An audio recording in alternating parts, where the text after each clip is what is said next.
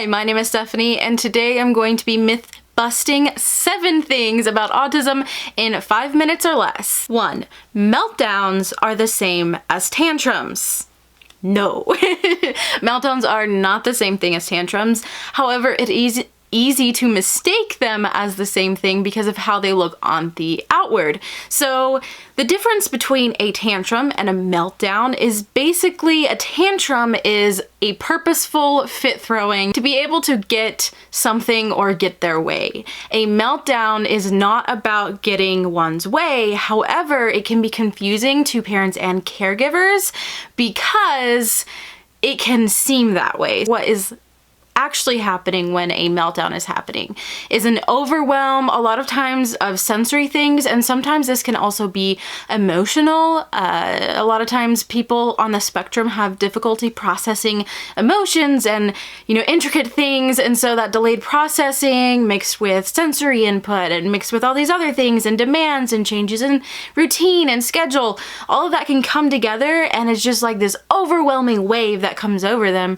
And autistic people do not like having meltdowns. Meltdowns are out of our control. It's like this just crazy thing going on inside of us, and we are not doing this on purpose. We do not like it, and it is much, much worse for us than it is for you seeing it. Autism is a disease.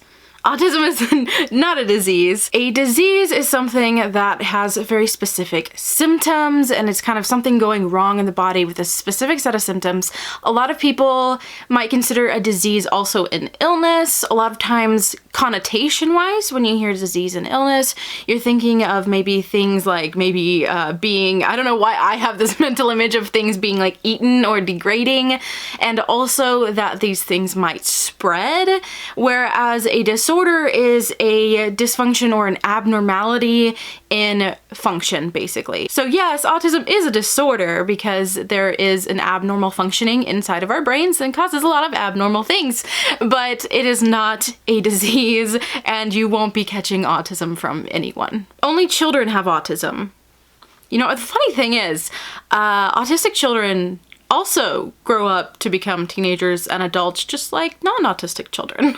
People grow out of autism. Autism is not something that will be grown out of. Amazingly, when people turn 18, they don't just magically lose autism, they just become autistic adults like myself. Autism is kind of integral to how the brain works. It's how the brain has developed and the way that different parts of the brain are connecting and neurons and all these many scientific things and even some things we don't quite understand.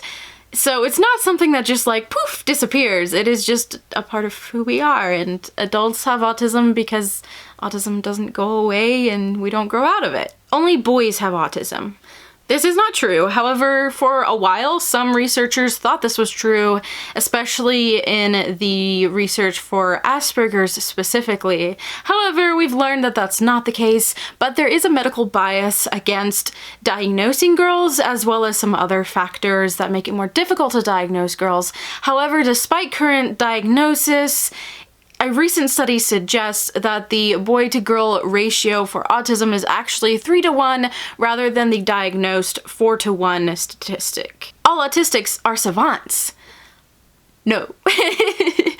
No, not all autistics are savants. For example, I'm not a savant, and one source suggests about 10% of autistic people are savants, and supposedly about half of savants are autistic. So it's not just, autism and savant syndrome. However, they do seem to be linked, and I'm assuming this is because of the difference in how our brains work. And number 7, autistic people don't have empathy. Of course we have empathy. Now, the thing here is that a lot of people might not understand how we show empathy, or we might not show empathy at the right time. So a lot of autistic people have difficulty processing things, especially emotions, or even recognizing their emotions.